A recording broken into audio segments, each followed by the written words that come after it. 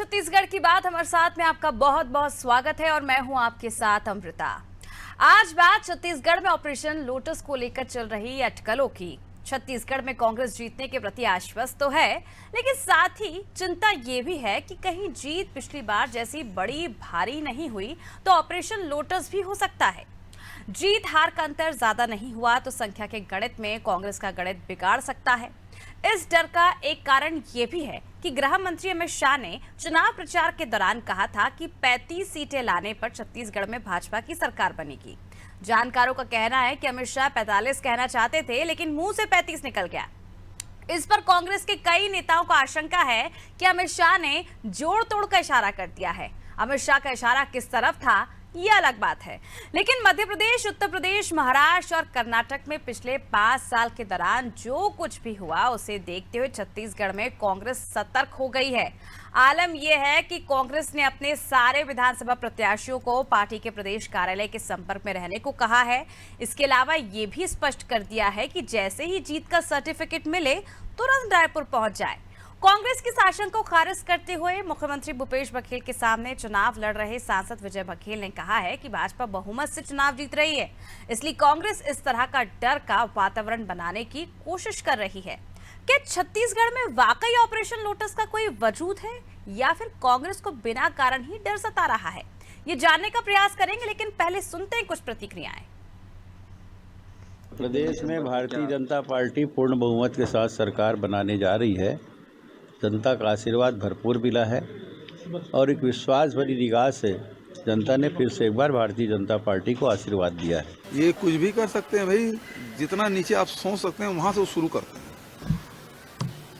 वो इस नीचे जाने की स्तर की कोई सीमा नहीं है। ठीक है, थैंक यू। गणना को लेकर अभी से ही हिसाब किताब लगाया जा रहा है कि आखिर प्रदेश में किसकी सरकार बनेगी और सरकार बनेगी तो कैसे बनेगी, यानी कि प्रत्यक्ष रूप से अगर देखा जाए तो बहुमत से सरकार बनेगी या जोड़ तोड़ की सरकार बनेगी। इस तरह की सवाल इसलिए क्योंकि सियासत गलियारों में, राजनीतिक गलियारों में अब ऑपरेशन लोटस की जो हवा है वो चलती हुई दिखाई दे रही है। लेकिन क्या कांग्रेस के पास वाकई इसकी दवा है, ये जानने की हम कोशिश करेंगे। और इस वक्त हमारे साथ कुछ मेहमान जुड़ चुके हैं। वासु शर्मा जी जुड़ चुके हैं हमारे साथ बीजेपी से, सत्य प्रकाश सिंह जी जुड़ चुके हैं कांग्रेस से, और के शर्मा जी वरिष्ठ पत्रकार हमारे साथ जुड़ चुके हैं। आप तीनों का बहुत बहुत स्वागत है नादी टीवी में। के शर्मा जी, सबसे पहले मैं आपके पास आना चाहूंगी। एक तरफ अगर देखा जाए तो कांग्रेस लगातार ये कह रही है, यानी कि 10 से 12 बार तो सीएम बघेल ही कह चुके हैं कि 75 बार इस बार कांग्रेस लेकर आ रही है और छत्तीसगढ़ बिकने वालों में से नहीं। और दूसरी तरफ अगर देखा जाए तो बीजेपी ये कह चुकी है कि 50 से 55 सीटें बीजेपी लेकर आ रही है। और अमित शाह पहले ही अपने भाषण में ये चीज कह चुके हैं कि 35 सीटें भी अगर बीजेपी लेकर आ जाती है तो बीजेपी अपनी सरकार बना लेगी छत्तीसगढ़ में। कैसे मुमकिन हो सकता है ये? निश्चित रूप से छत्तीसगढ़ 90 विधानसभा वाला राज्य है। बड़े बड़े राज्यों में जिस तरह से घटनाक्रम देखे हैं, थोड़ा इको कम कराएंगे मैडम। महाराष्ट्र की बात, महाराष्ट्र में हम देख रहे हैं, मध्य प्रदेश की घटनाक्रम देखे हैं, उसी तरह से अरुणाचल प्रदेश में पूरे के पूरे मुख्यमंत्री सहित भाजपा चले गए, ये भी घटना है। गोवा की घटना, तो तमाम जो घटनाक्रम है उसको देखते हुए राजनीतिक दल सावधानी बरतते हैं। उसके साथ ही छत्तीसगढ़ में चूंकि 90 विधायक है, 90 में से 46 कम से कम चाहिए सरकार बनाने के लिए। ये आंकड़े आप देखेंगे तो पिछले 2018 में तो पर्याप्त बहुमत कांग्रेस को एक साइड गया था, जिसके चलते हुए 68 विधायक 90 में से कांग्रेस के पास थे, जो अब 71 है, और अभी भाजपा के पास मात्र 13 विधायक है। लेकिन जिस तरह से घोषणा पत्र मोदी की गारंटी के नाम पर भाजपा ने लाया है, तो किसान और महिलाओं के नाम पर खासकर जो वादे किए गए हैं उसका असर देखने को मिल रहा है कि भाजपा के मतदाता और जो कार्यकर्ता, जो भूपेश बघेल जी कहते थे कि भाजपा के कार्यकर्ता भी कांग्रेस को वोट देंगे, भाजपा के मतदाता जो किसान है वो कांग्रेस को वोट देंगे, वो इस बार स्थिति कहीं ना कहीं नजर नहीं आ रही या कम हुई, ये कहा जा सकता है। जिसके चलते भाजपा के मतदाता लौटे हैं तो निश्चित रूप से उनकी सीट संख्या बढ़ी है। जैसे 2018 के छोड़ दे तो उससे पहले का 0.5% मत 1% से कम में ही सरकार बनी थी। 68 सीट कांग्रेस के पास तो 49 जो है बीजेपी के पास। उससे पहले 50 सीट भाजपा के पास सरकार, इसी तरह से 49-50 में 3 बार भाजपा की सरकार बनी है। तो ये स्थिति को देखते हुए जो घटनाक्रम हो रहा है छत्तीसगढ़ में, जैसे बात आई 2.5 साल की बात आई, उसके बाद अभी मुख्यमंत्री को लेकर कहीं ना कहीं टीएस बाबा का जो बयान आ रहा है, उसको देखते हुए कहीं बात ये आ रही है कि कहीं कम संख्या हुई तो क्या भाजपा में या कांग्रेस में ऐसा कोई बात आ सकता है। टीएस सिंहदेव परंपरागत रूप से, पारिवारिक रूप से पूरी तरह से कांग्रेस के जुड़े हुए हैं। इतने घटनाक्रम के बावजूद उन्होंने कई बार ये चीज कहा है कि वे कांग्रेस में रहेंगे, लेकिन राजनीति में भाजपा अपना प्रयास कर रही है और उसमें यदि कम सीट होते हैं, 35 सीट में यदि सरकार बनने की बात आई तो बिना कांग्रेस तोड़े नहीं होगा। छत्तीसगढ़ में ऐसा घटनाक्रम हम देखें तो तोड़ने का काम कांग्रेस ने किया था। जब भाजपा के 38 विधायक थे 2003 में, उसको उन्होंने लेके 12 विधायक तरुण चटर्जी सहित तमाम वरिष्ठ नेता उस समय गए थे, लेकिन छत्तीसगढ़ की जनता ने वो जितने लोग दल बदल करने गए थे 12 में से 10 लोग बुरी तरह से पराजित भी हुए थे, ये भी एक देखने को मिला था। तो दल बदल को स्वीकार नहीं किया, लेकिन छत्तीसगढ़ की स्थिति को ऑपरेशन लोटस की संभावना से इनकार नहीं किया जा सकता है। राजनीति में संभव है, जो 75 पार होता है तब तो कोई बात नहीं है। भूपेश बघेल की राजनीति भी बढ़ जाएगी, छत्तीसगढ़ मजबूती के साथ छत्तीसगढ़ मॉडल पे आगे बढ़ेगा। लेकिन यदि कम संख्या होती है जी तो क्या स्थिति बनेगी, उसको देखना होगा। बिल्कुल देखने वाली बात होगी।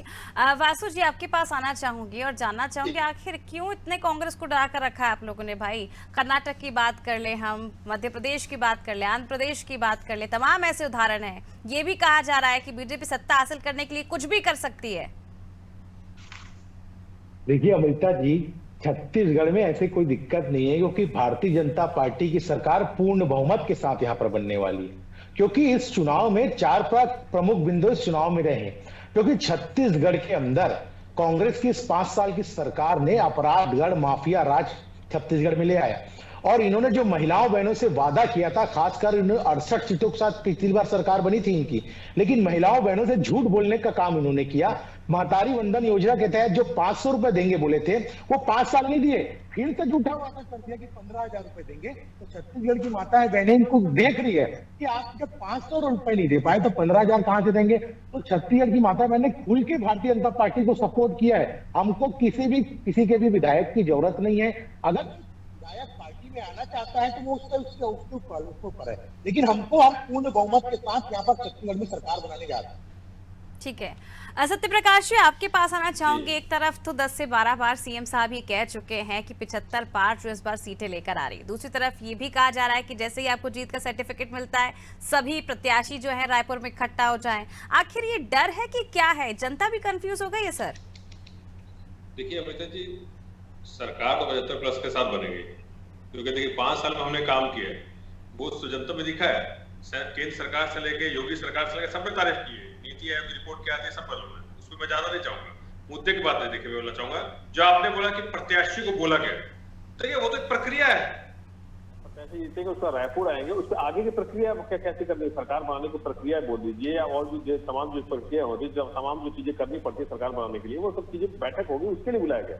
एक बात। दूसरी बात देखिए, आपने लोटस की बात की तो के शर्मा जी ने बता दिया, इनका इतिहास उठा के देखिए ना। आप एमपी ले लीजिए, आप महाराष्ट्र का ले लीजिए, रात में भी शपथ ग्रहण करा लेते हैं तो रात को 12 बजे, अगले दिन इस्तीफा देना पड़ जाता है, अलग बात है।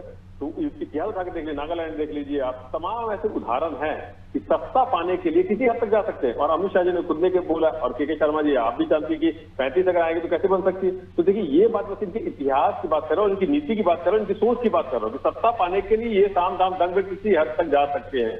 और यहाँ तक कि देखिए ये अमित शाह जो है वो जाने इसलिए जाते हैं कि सरकार को तोड़ना है, धनबल से हो, डरा धमका के हो। और अभी तो केंद्र सरकार में है, इसकी वजह से बहुत ज्यादा वो हथियार बन जाते हैं। ईडीआईटी भाई देखिए, अजीत पवार को कैसे यहाँ लिया, ईडीआईटी का डर दिखा के लिया, हेमंत बिस्वा को कैसे लिया, ईडीआईटी का डर दिखा के लिया। और ये अजीत पवार के साथ जो तमाम जो एनसीपी नेता गए वो कुछ दिन बाद तक जेल में थे, उनको ईडीआईटी कर करके वहां यहाँ ले आए। और अभी वो केस भले क्या हुआ वो सबके सामने, केस कहाँ है क्या नहीं है पता नहीं, भगवान जाने, उसके अलावा कोई नहीं जान सकता। तो ये चीजें इनका इतिहास दिखा रही है, इसकी वजह से बोला जा रहा है। मगर फिर वही बात, अच्छा सत्य प्रकाश जी, ये बात आप खुद मान रहे हैं कि बीजेपी का जो इतिहास रहा है वो दिखा रही है। एक तरफ आप ये भी कह रहे हैं ईडीआईटी का डर दिखाया जा रहा है, कहीं ये डर तो नहीं है कांग्रेस को कि बाद में जो प्रत्याशी हैं उनको डरा धमका के अपने पाले में ना कर लिया जाए? इसलिए शुरू से ये बात कही जा रही है कि 75 प्लस लेकर आ रही है कांग्रेस, ताकि बीजेपी कोई रणनीति शुरू ना कर दे अगर कांग्रेस पिछड़ती है तो। देखिए अमित जी, मैं वही बात पूरी कर रहा था कि छत्तीसगढ़ जनता मगर जानती है, और खासतौर से बीजेपी की सोच को जानती है, इससे वो एक तरफा बहुमत देगी 75 प्लस। मतलब 75+ अगर आ जाएगा तो जैसे अभी हमारे पास 71 विधायक थे तो बीजेपी को मालूम था कि कुछ नहीं हो सकता है। तो वही अगर 75+ आएगा, जनता जानती है ना, बीजेपी का इतिहास उठाकर देखिए, बीजेपी बारे में जानती है कि अगर कहीं कुछ होता है तो उसकी क्या बीजेपी कर सकती है। तो वो जनता मौका नहीं देगी ना इनको, जैसे अभी नहीं दी 5 साल, वैसे यहाँ भी नहीं मिलेगा। तो वो जैसे राजस्थान में कोशिश की थी, वहां भी जनता ने दिखा दिया। तो यही चीज मैं बोलना चाह रहा हूँ कि यहाँ जनता समझती है, बीजेपी के बारे में समझती है, बीजेपी की सत्ता की जो लालसा रहती है उसके बारे में समझती है, इसीलिए जनता यहाँ मौका इनको देगी नहीं।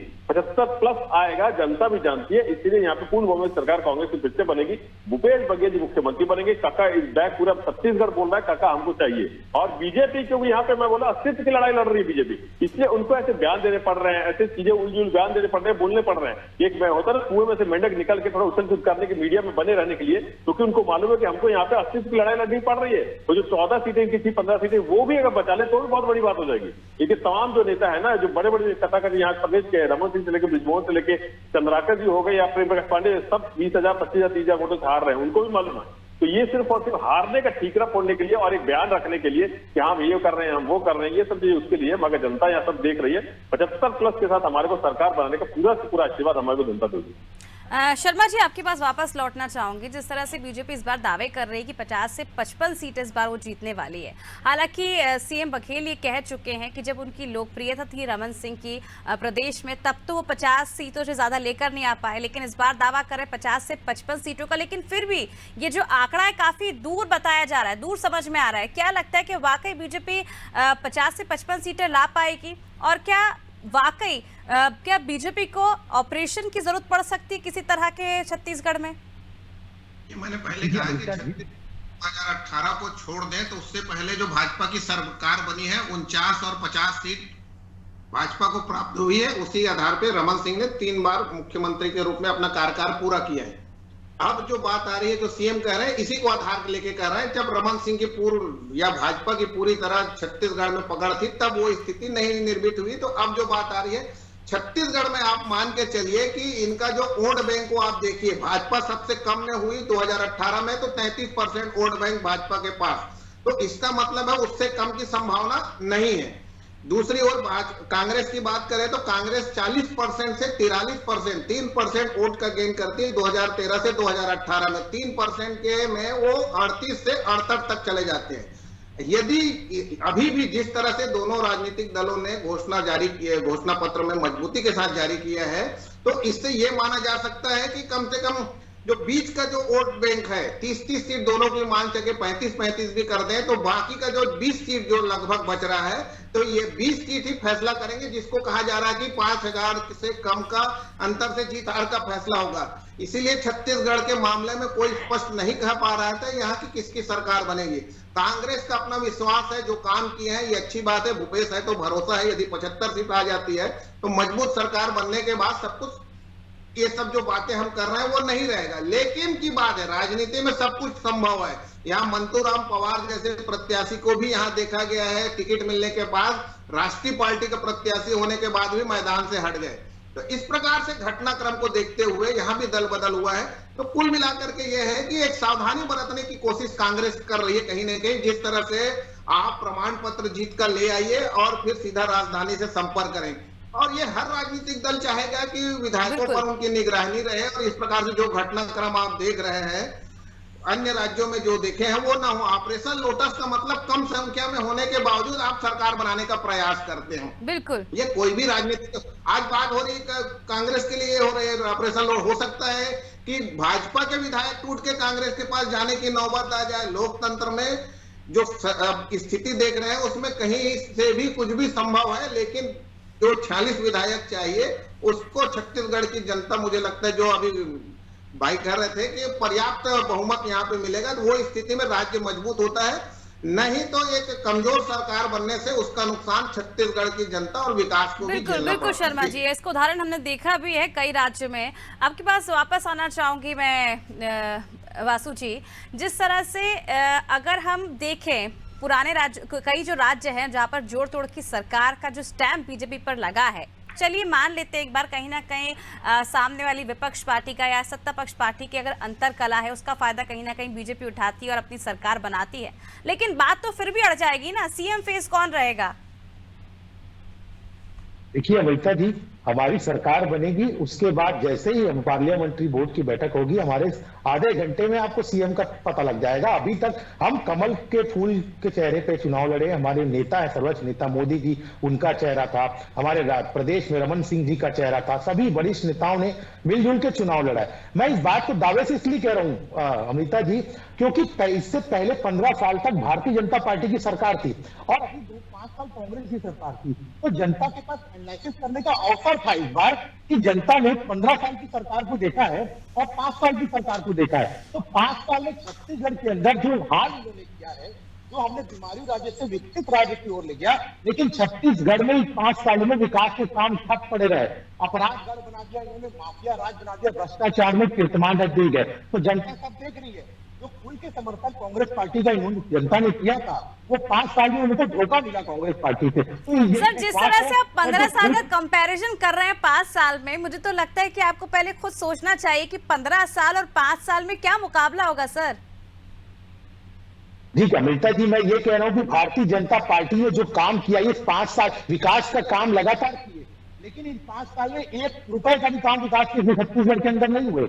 ये सबसे प्रमुख मुद्दा है कि केवल झूठ फरेब यानी धोखा देने की राजनीति कांग्रेस पार्टी ने की, सभी वर्गों के साथ धोखा किया इन्होंने। मैं महिलाओं का उदाहरण आपको पहले ही बता चुका हूँ, अपराध गढ़ बना दिया, लगातार अपराध छत्तीसगढ़ बढ़े, भ्रष्टाचार भी नए कीर्तिमान रखे गए। ये जो प्रमुख बिंदु 4-5 बिंदुओं में हमने चुनाव लड़ा और कांग्रेस की नाकामियां थी, हमारे जो बूथ लेवल के कार्यकर्ता हैं वो फीडबैक दे रहे हैं कि हमारी सरकार पूर्ण बहुमत के साथ छत्तीसगढ़ में बन रही है।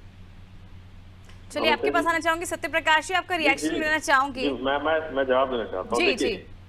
एक चीज तो मैं वासु जी को बोलना चाहूँ कि आज उन्होंने अभी बोला कि हमने नरेंद्र मोदी जी के चेहरे पे चुनाव लड़ा, तो मैं ये चैलेंज के साथ बोलना चाहूंगा कि ये बात ये ध्यान रखे, चुनाव नतीजे आने के बाद 3 तारीख की शाम तक ये बात चैलेंज के साथ एक्सेप्ट करेंगे क्या नरेंद्र मोदी के चेहरे पर लड़े थे। तो कर्नाटक में यही हुआ था, चेहरा पहले नरेंद्र मोदी का था, चुनाव बढ़ता गया और जब चुनाव हारने की स्थिति आ गई थी तो बात हो गई कि नहीं ये तो हम लड़े थे, ये सामूहिक नेतृत्व था, ये थोड़ी ना मोदी जी के चुनाव चेहरे पर लड़ा गया था, ये तो बीजेपी लड़ी थी, कमल साहब लड़ी थी। तो ये चीज नोट करके रख ले, इसको हम फिर से आप डिबेट कराइएगा उस दिन शाम को। मैं वासु शर्मा जी के साथ बैठना चाहता हूँ कि मोदी जी के चेहरे की क्या हालत है, अभी फेलियर हुआ है कि क्या है, पहली बात। दूसरी बात है कि इन्हें अच्छी बात बोली कि जनता को 15 साल 5 साल का एक एनालिसिस मिल गया, बहुत बढ़िया बात आपने की। हर वर्ग की बात मैं कर देता हूँ, किसानों को आपने 2100 बोला था नहीं दिया, 300 बोला था नहीं दिया, हमने 2640 दिया, पहला वर्ग हो गया।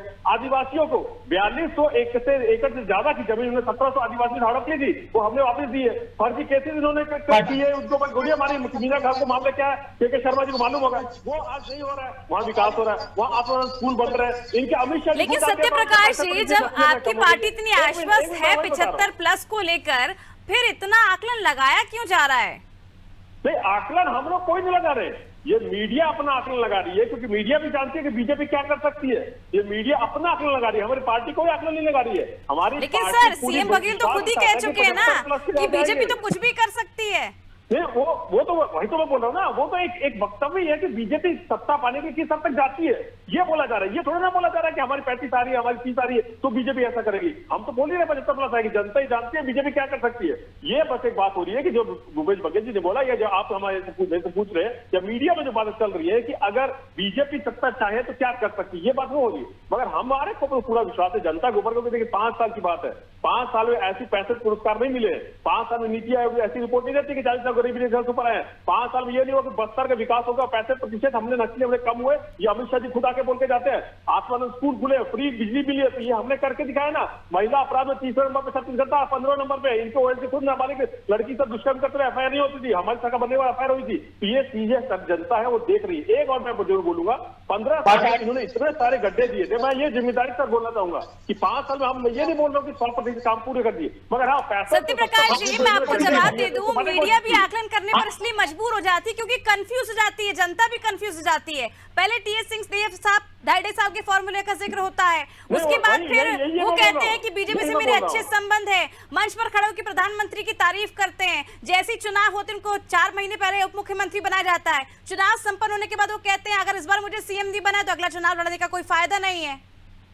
हमें तो देखिए वही मैं वही बोल रहा हूँ, जैसे आपने बोला पीएम मोदी की तारीफ, भाई वो शिष्टाचार था, वो आए हमारे, कोई भी हमारे घर आता है तो उनकी तारीफ तो रहेगा। अब वहाँ स्टेज पर खड़े उनसे झगड़ा तो नहीं करेंगे ना, वो भी प्रधानमंत्री, उनकी गरिमा, कुर्सी गरिमा, उनकी गरिमा है, तो उसके तहत बोला गया था। अब 2.5 साल ये भी मीडिया का बना हुआ, भाई कहीं पे ऐसा था ही नहीं। 2.5 साल सिर्फ मीडिया में एक हाइप चला है, मीडिया ने एनालिसिस किया है। दूसरी बात तो यार ये मीडिया खुद एक क्रिएट करता है। कब भूपेश बघेल जी ने कब बोल दिया? आप CS सिंहदेव जी पाटन में गए थे चुनाव प्रचार के लिए, वहां उन्होंने खुद ने बोला कि भाई इनको विधायक बना के वहां पहुंचाना विधानसभा। लेकिन सर प्रधानमंत्री की गरिमा सिर्फ मंच तक ही सीमित क्यों, उनकी पीछे पीठ तक सीमित क्यों नहीं रहती है? जी जिस तरह से आप कह रहे हैं प्रधानमंत्री मंच पर थे, उसकी उनकी गरिमा थी, उसके पीछे पीठ सीमित क्यों नहीं रहती, सिर्फ मंच तक ही सीमित क्यों रहती है? ये पीछे भी रहती है। पीछे हमने उनको कब ऐसे अपशब्द बोले होंगे? जैसे ये हमारे भूपेश बघेल जी बोला, हमने सिर्फ मांग की है कि हमारा 55,000 करोड़ नहीं सर, वो इसलिए मैंने पूछ लिया क्योंकि पनौती शब्द आजकल बहुत ज्यादा चर्चाओं में है आजकल सोशल मीडिया में। वही बात बोल रहा हूँ, अरे वही मैं बोल रहा, देखिए पीएम मोदी जी ने क्या क्या बोला, जर्सी गाय से लेके शशि थरूर जी की जो स्वर्गीय धर्मपत्नी उनके लिए क्या बोला था, ममता बनर्जी के लिए क्या बोला था, तो गरिमा उनको ज्यादा रखनी चाहिए, उनकी गरिमा उनकी होती है। प्रधानमंत्री वो है, वो किस शब्द के लिए उसका रिएक्शन तो आएगा। आप अगर बोलेंगे प्रधानमंत्री गरिमा क्या होती है, उसके बाद आप चाहेंगे कि कोई कुछ ना बोले, तो हर चीज का एक्शन का रिएक्शन आएगा, वो उसके तहत था। तो पहली बात। दूसरा वही मैं बोल रहा हूँ कि यहाँ पे जो है हमारी पूर्ण बहुमत सरकार बनी, इसके तहत ये बयानबाजी हो रही है। इसके लिए ये देखिए, जो हमारे अगर कोई नेता कुछ बोलेगा भी तो मीडिया भी वैसे घुमाएगा और बीजेपी के लोग भी वैसे उसको कट पेस्ट करके सोशल मीडिया में चलाते हैं। तो सिर्फ और सिर्फ जनता के बीच में एक गलत मैसेज डालने की कोशिश की जा रही है। और सिर्फ और जैसे मैंने बोला, कुएं में से मेंढक निकले हैं, उनको मालूम है कि इन्होंने सब अपना आकलन कर लिया 17 के बाद कि हम क्या हमारी स्थिति है, तो उसके बाद एक मेंढक जैसे कुएं से निकला ना, उछल करना पड़ेगा। चलिए वासु जी, आपका रिएक्शन लेना चाहूंगी मैं। तमाम बातें आपने सुनी होंगी सत्य प्रकाश जी की।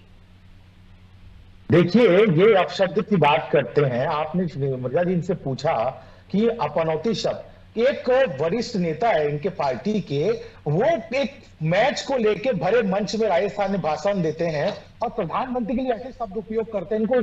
इनको शर्म आना चाहिए। प्रधानमंत्री क्या क्या शब्द यूज किए वो बोलिए ना। जर्सी गाय से लेके मूर्खों का सजा, तेरे को क्या क्या शब्द यूज किए वो बताइए आप। मोदी जी ने क्या क्या शब्द नहीं बोले, ममता बनर्जी को क्या क्या नहीं बोला आपने, दीदी और दीदी किससे बोला था? तो अब शब्द कहां कहां बोला गया। और सबसे बड़ी बात, 2004 में मोदी जी मुख्यमंत्री रहते हुए ये बोला गया था। तो ये आप ध्यान दीजिए, मोदी जी का इतिहास ऐसा है, जब मुख्यमंत्री थे या जब प्रधानमंत्री बन गए। चलिए सत्य प्रकाश, अभी तो आप बहुत गरिमा की बात कर रहे थे, आप थोड़ा गरिमा में रहे तो ज्यादा बेहतर होगा। के शर्मा जी, आपके पास आना चाहूंगी। जिस तरह से बार बार ये बात कही जा रही है 75+, अगर 75+ वाकई कांग्रेस किस बार आने वाले हैं और जो दावा है ये साबित होने वाला है, तो आखिर ये क्यों कहा जा रहा है बार बार कि जैसे ही जीत का सर्टिफिकेट मिले तो रायपुर में सभी प्रत्याशी इकट्ठा हो जाए? कहीं ना कहीं इससे क्या कंफ्यूजन है कांग्रेस पार्टी को अंदर अंदर? जिस तरह से TS सिंहदेव कह चुके हैं चुनाव के बाद कि अगर इस बार उनको CM नहीं बनाएगा तो चुनाव लड़ने का कोई मतलब नहीं रहेगा अगले चुनाव में। तमाम प्रकार के बयान की बात कर रहे हैं, जो घटनाक्रम चल रहे हैं वो सबको देखते हुए, और ये सावधानी की बात है। कांग्रेस सावधानी बरतना चाह रही है, भाजपा भी अपनी ओर से सावधानी। अभी रिजल्ट जैसे जैसे आएगा मतगणना की देखेंगे। आप छत्तीसगढ़ की स्थिति देखिए, भरतपुर में पहला सीट देखिए, भरतपुर सोनाट में आप देखेंगे तो वहां पे गोंडवाना गणतंत्र पार्टी के प्रत्याशी की क्या भूमिका है। मजबूत स्थिति में त्रिकोणीय संघर्ष बना के रखे हुए हैं। दूसरी ओर सबसे आखिरी सीट कोंटा की बात करेंगे तो कोंटा में मनीष पंजाब कम्युनिस्ट पार्टी के पूर्व विधायक, तो उनकी स्थिति वहां पे गिर गए हैं। कहीं न कहीं कहा जा सके कि मंत्री वहां से चुनाव लड़ रहे हैं कवासी तकमा। तो ये तमाम स्थिति में है कि अन्य भी आते हैं कि 4-5 यदि अन्य जीत के आ गए तो स्थिति क्या बनेगी। तमाम घटनाक्रम है उस पर निगाह रखने की कोशिश हर राजनीतिक दल का। जैसे मतगणना निष्पक्षता से होती है, सबको विश्वास, लेकिन अपने एजेंट रखते हैं ताकि एक विश्वास बना रहे। इसी तरह से चुनाव के बाद, मतगणना के बाद जो परिणाम आएगा तो एक सावधानी बरतने का प्रयास राजनीतिक दल कर रहा है। बिल्कुल, छत्तीसगढ़ में कोई बड़ा नहीं, मैं बताया बड़े बड़े राज्यों के नाम आप भी ले रही हैं कि जहां जहां घटनाक्रम हुआ है। बिल्कुल के शर्मा जी, जहां जहां राज्य में ये घटनाक्रम हुआ है उसके बाद से कहीं ना कहीं यही वजह जो छत्तीसगढ़ कांग्रेस सतर्कता बरतना चाहती है। बहुत बहुत शुक्रिया आप तीनों का हमसे जुड़ने के लिए इस चर्चा में। तो देखिए लगातार अब चर्चाएं तेज हो गई हैं मतगणना के बाद, किसकी सरकार बनेगी और सरकार बनेगी तो कैसे बनेगी, जोड़ तोड़ से बनेगी। बनेगी या पूरे पूर्ण बहुमत के साथ बनेगी। अब देखना दिलचस्प होगा कि वाकई अमित शाह का जो बयान है उसे लेकर आगे कुछ आगे बात बढ़ती है या फिर जिस तरह से दावा बीजेपी की ओर से किया जा रहा है 50 से 55 सीटों का, और दूसरी तरफ अगर हम देखें तो कांग्रेस दावा कर रही 75 पार का, आखिर इस तरह के दावे क्यों किए जा रहे हैं, ये तस्वीरें भी 3 दिसंबर को साफ हो जाएंगी और ये पता लग जाएगा कि आखिर छत्तीसगढ़ में कौन सरकार बनाने जा रहा है। और आगे वाले समय में क्या वाकई ऑपरेशन लोटस का जो बार बार जिक्र किया जा रहा है, क्या इस पे बीजेपी कामयाब हो पाती है या फिर कांग्रेस अपने कामकाज को लेकर एक बार फिर दमखम के साथ अपनी सरकार बनाती है। फिलहाल मुझे दीजिए इजाजत और आप देखते रहिए राधि टीवी। नमस्कार।